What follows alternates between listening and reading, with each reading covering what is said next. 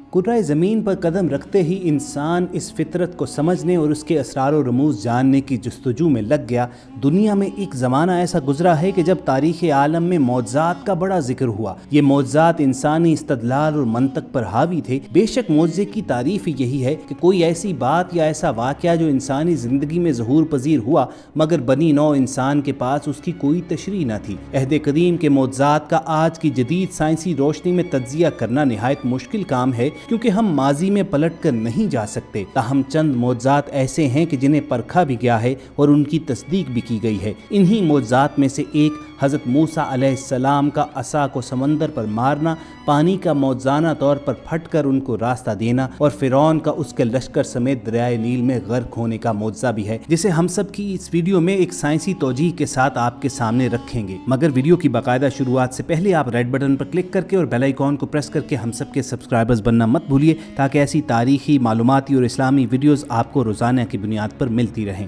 خواتین و حضرات، فرعون مصر کے بادشاہ کا لقب تھا۔ حضرت موسیٰ علیہ السلام جس فرعون کے زمانے میں پیدا ہوئے اس کا نام قابوس ابن مصعب ابن ریان تھا۔ کردار کے لحاظ سے یہ فرعون بابل کے نمرود کا بھائی ہی تھا۔ دونوں ہی نے خدائی کا دعویٰ کیا تھا۔ مورخین کے مطابق جب آپ کی عمر مبارک 80 سال کے لگ بھگ ہوئی تو اللہ تعالیٰ نے آپ علیہ السلام کو منصب رسالت کے لیے منتخب کیا اور خالص توحید کی تعلیم فرمائی گئی اور فرعون اور اس کی قوم کی ہدایت کے لیے مامور کیا گیا۔ حضرت موسیٰ علیہ السلام نے مصر کا رخ کیا اور اپنے بھائی ہارون کو ساتھ لے کر فرعون کے پاس پہنچے اور ان کے سامنے دو مطالبات رکھے۔ پہلا یہ کہ اپنے آپ کو خدا کہلوانا چھوڑ دو اور اس ایک خدا کی بارگاہ میں جھک جاؤ جو تمام جہانوں کا مالک ہے، اور دوسرا مطالبہ یہ کہ بنی اسرائیل پر جو ظلم و ستم روا رکھا ہے اسے چھوڑ دیا جائے۔ فرعون جس کو صرف اپنی حکومت و بادشاہت ہی کا غرور نہیں تھا بلکہ اپنی خدائی اور ربوبیت کا دعویٰ بھی تھا، وہ اس ضرب کلیمی کو برداشت نہ کر سکا اور حضرت موسیٰ علیہ السلام اور بنی اسرائیل پر ظلم و ستم کے پہاڑ توڑنے شروع کر دیے۔ حضرت موسیٰ علیہ السلام صبر و استقلال کے ساتھ دین حق کی تبلیغ کرتے رہے۔ اسی دوران یہ حکم نازل ہوا کہ بنی اسرائیل مصریوں سے علیحدہ اپنی بستی آباد کریں اور مصر سے نکل جائیں۔ اللہ تعالیٰ نے حضرت موسیٰ علیہ السلام کو آگاہ فرما دیا کہ فرعون کی طرف سے تمہارا تعاقب کیا جائے گا،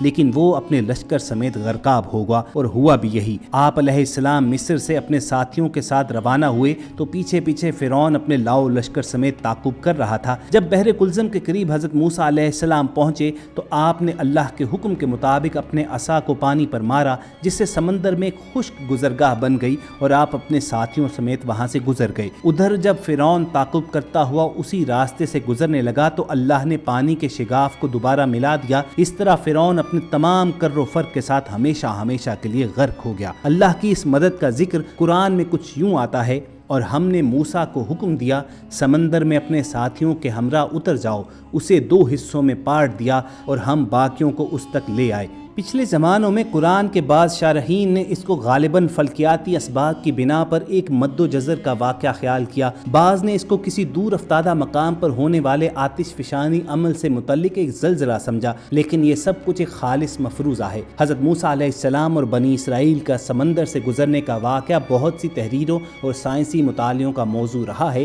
جدید سائنسی تحقیق کے مطابق سائنسدان سمندر کے 2 پارٹوں میں تقسیم کے متعلق معنی خیز نتائج پر پہنچ چکے ہیں، اور یہ نتائج مکمل طور پر قرآن کی مثالوں کے عین مطابق ہیں۔ 2 رشین سائنٹسٹ الیگزری اینڈروسرس اور نومن والزنگر نے ثابت کیا کہ حضرت موسیٰ علیہ السلام نے سمندر کے ٹکڑے واقع کیے ہوں گے۔ ان دونوں سائنسدانوں نے ان حالات کی چھان بین کی اور اس معجزے کی تصدیق تک پہنچ گئے۔ Bulletin of Russia academy of science میں شائع شدہ ایک مقالے کے مطابق اس وقت بحیرہ احمر میں سطح کے عین قریب ایک سمندری چٹان تھی۔ وہاں سے سائنسدانوں نے ہوا کی رفتار اور طوفان کی طاقت کا اندازہ کیا جو اس خشک چٹان کو اونچا کرنے کو درکار تھی۔ یوں واضح ہو گیا کہ ہوا کی رفتار 30 میٹر پر سیکنڈ نے سمندر کو پچھاڑ دیا ہوگا اور چٹان سامنے آ گئی ہوگی۔ والزنگر کے مطابق اگر ہوا 30 میٹر پر سیکنڈ کے حساب سے ساری رات چلتی رہی ہوگی تو چٹان خشک اور سامنے آ گئی ہوگی۔ مزید یہ کہ اس وقت فرعون کے لشکر کی تعداد لگ بھگ 6 لاکھ تھی اور انہیں اس 7 کلومیٹر کی چٹان کو پار کرنے میں 4 گھنٹے درکار تھے،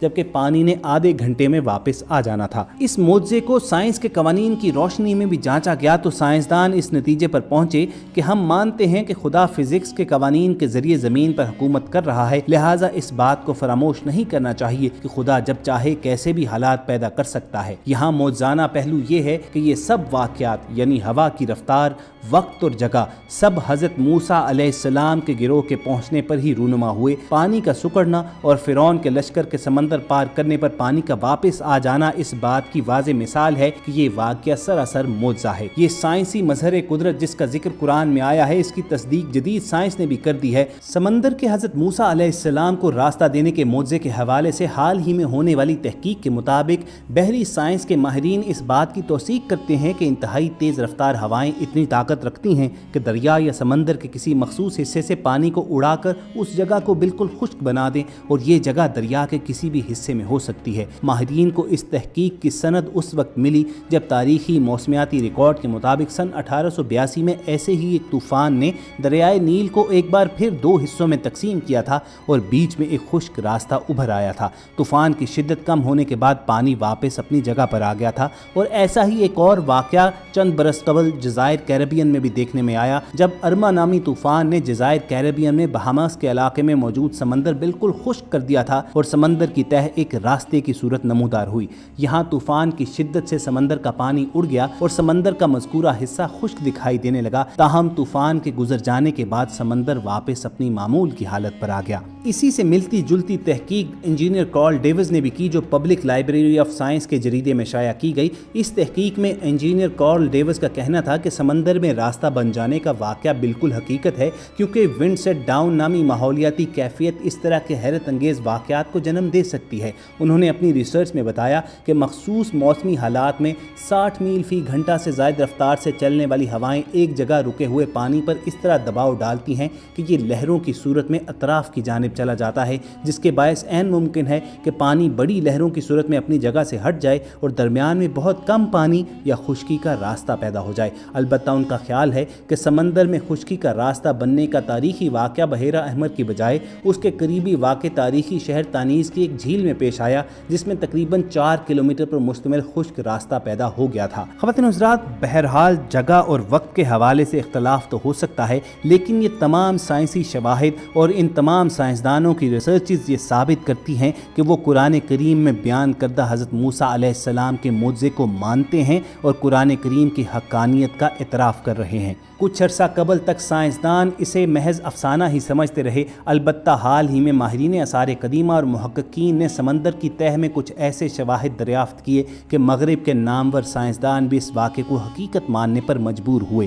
سویڈن کے سائنسدان ڈاکٹر رینارڈ مولر تحقیق کاروں کی ایک ٹیم کو لے کر بحیرہ احمر کے سفر پر روانہ ہوئے تھے۔ ڈاکٹر مولر کی ٹیم نے مصر کے ساحل پر ایک مخصوص مقام سے سمندر کی تہہ میں قدیم آثار کی تلاش کا سلسلہ شروع کیا اور وہ تمام حیرتناک شواہد اپنی آنکھوں سے دیکھے جو قدیم معجزے کی گواہی آج بھی دے رہے ہیں۔ اس رپورٹ کے مطابق سمندر کی تہہ میں آج بھی ٹوٹے پھوٹے رتھ بکھرے پڑے ہیں جن کے پہیے سونے کے ہیں، اور اس کے آس پاس ہزاروں سال پرانی تلواریں اور دیگر قدیم ہتھیار بھی بکھرے پڑے ہیں۔ جہاں قدیم دور کے رتھ اور ہتھیار ملے، وہیں انسانوں اور گھوڑوں کی ہڈیاں بھی بڑی تعداد میں اکٹھی ملی۔ ڈاکٹر مولر کا کہنا ہے کہ ان اشیاء کا اس کے سوا کیا مطلب ہو سکتا ہے کہ یہ فرعون کے فوج کے رتھ ہیں اور ہڈیاں فرعون کے فوجیوں اور ان کے گھوڑوں کی ہیں۔ انہوں نے اس موضوع پر ایک کتاب بھی لکھی جس کا نام دی ایگزوڈس کیس ہے۔ ڈاکٹر مولر کی اس تحقیق سے پہلے کی گئی مشہور ماہر آثار قدیمہ ڈاکٹر رون وائٹ کی تحقیق پر بھی مہر تصدیق ثبت ہوتی ہے۔ ڈاکٹر رون وائٹ کا کہنا تھا کہ انہوں نے فرعونی فوج کے رتھوں اور اسلحے کی سمندر کی تہہ میں پڑی باقیات کو خود دیکھا تھا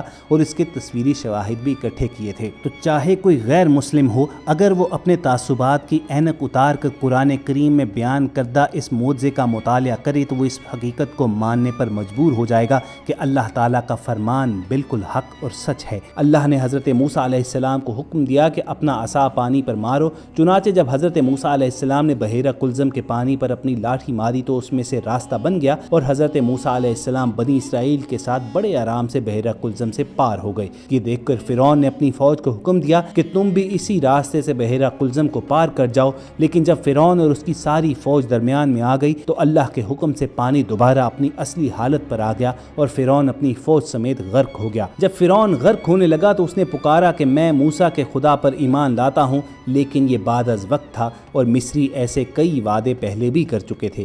فرعون کی پکار پر اللہ نے فرمایا کہ آج کے دن ہم تیرے جسم کو ان لوگوں کے لیے جو تیرے بعد آنے والے ہیں نجات دیں گے کہ وہ عبرت کا نشان بنے۔